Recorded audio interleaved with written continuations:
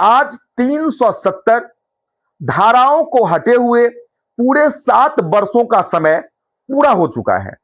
आज ही के दिन 5 अगस्त 2019 को 370 और 35 ए की धाराएं जम्मू कश्मीर से हटा दिया गया था।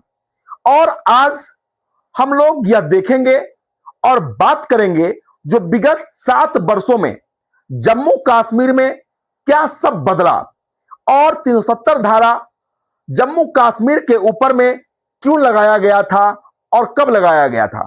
सर्वप्रथम नमस्कार, मैं प्रिंस झा और आप देख रहे हैं वर्ल्ड इन अ ग्लांस। इस वर्ल्ड इन अ ग्लांस के एपिसोड में आज बात करेंगे जम्मू कश्मीर के बारे में। वह समय 1949 का है, जिस समय महाराजा हरि सिंह वहां के राजा हुआ करते थे और जम्मू कश्मीर भारत का हिस्सा नहीं हुआ करता था, वह भारत से अलग था। लेकिन भारत का हिस्सा नहीं होने के कारण पाकिस्तानी काबलियों यहां पर वैसे लोगों को कहा गया है जो लोग पाकिस्तान के हैं और पाकिस्तान के सैनिकों के मदद से जम्मू कश्मीर में उग्रवादी ऐसा माहौल और जबरन कब्जा करना चाह रहे हैं, वैसे लोगों को पाकिस्तानी काबलियों कहा गया है। तो इस चीज से परेशान होकर के महाराजा हरि सिंह जो जम्मू कश्मीर के राजा हुआ करते थे, उसने वहां के काबलियों से परेशान होकर के अपने बात को अपने समर्थन के लिए भारत सरकार के पास जाते हैं और वो कहते हैं कि मुझे भारत सरकार से सैन्य मदद चाहिए। और सैन्य मदद इसलिए चाहिए क्योंकि मुझे जम्मू कश्मीर को सुरक्षा प्रदान करना है और पाकिस्तानी काबलियों से मुझे अपने राज्य को बचाना है। इस पर उस समय के मौजूदा सरकार ने इस बात को हां भरने से पहले अपना एक बात उनसे मनवाना चाहती है। जो बात यह होता है, जो आपको विलय पत्र पर हस्ताक्षर करना होगा। विलय पत्र पर हस्ताक्षर करने के बाद ही आपको हम सैन्य मदद या किसी भी तरह का मदद दे पाएंगे। उसके बाद महाराजा हरि सिंह इस बात पर में हामी भरते हैं और उस पर अपना हस्ताक्षर दे देते हैं। और इस विलय पत्र के माध्यम से कहा जाता है कि जम्मू कश्मीर एक अलग राज्य होगा, इसका अलग झंडा होगा। जम्मू कश्मीर के ऊपर में भारत सरकार का सारा कानून लागू नहीं होगा। भारत सरकार केवल रक्षा, वित्त, विदेश और वित्त मंत्रालय को ही देखेगी।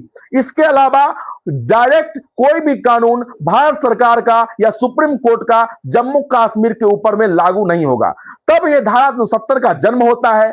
और 370 धारा इस बात को कहता है, जो वहां की विधानसभा 6 वर्षों की होती है और उसके बाद वहां के कोई भी भारत के नागरिक वहां पर जमीन नहीं खरीद सकते हैं।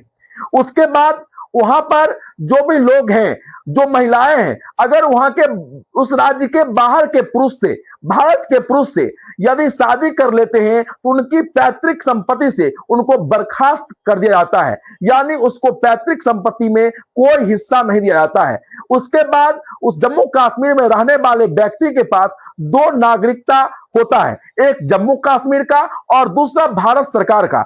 यह सारी कुछ कानून थी जो जम्मू कश्मीर के 70 धाराएं इस बात को कहता था।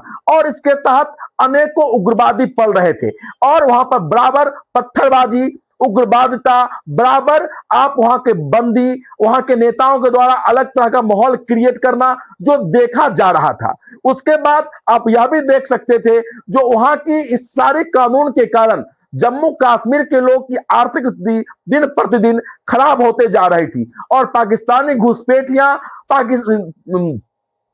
जम्मू कश्मीर के ऊपर हमेशा हावी रहता था, जिसके वजह से वहां के नागरिक, वहां के रहने वाले लोग हमेशा परेशान रहते थे। और इस धाराओं की वजह से ही कई दशकों से मौजूद लोग, वहां का जो पाकिस्तानी शरणार्थी थे या दलित लोग थे, उनको वहां का निवास प्रमाण पत्र या वहां का नागरिक होने का कोई प्रमाण पत्र नहीं दिया गया था। लेकिन जब 2019 में 5 अगस्त को जब धारा 370 जब खत्म किया जाता है, उसके बाद कई परिवर्तन होते हैं। सबसे पहले वहां पर में भारत एक देश है जिसके अंदर जम्मू कश्मीर को भी जोड़ दिया जाता है और जम्मू कश्मीर उस दिन के बाद राज्य नहीं केंद्र शासित प्रदेश बन जाता है, जिसके ऊपर डायरेक्ट भारत सरकार का नियम कानून यानी केंद्र सरकार का कानून उस राज्य के ऊपर भी लागू होता है, जैसे अलग अलग केंद्र शासित प्रदेश के ऊपर में लागू होता है।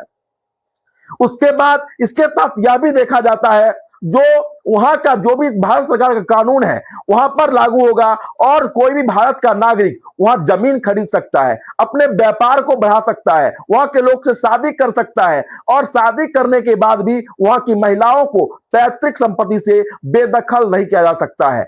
और उसके बाद इस तरह के कई कानून पारित होता है और 7 वर्षों में आप पर्यटन स्थल के तौर पर देखेंगे तो 2,30,00,000 से लेकर के 2.5 करोड़ के आसपास पर्यटक के लोगों की बढ़ोतरी हुई है, जिससे पर्यटक बढ़ने से वहां के लोग आमदनी बढ़ी है।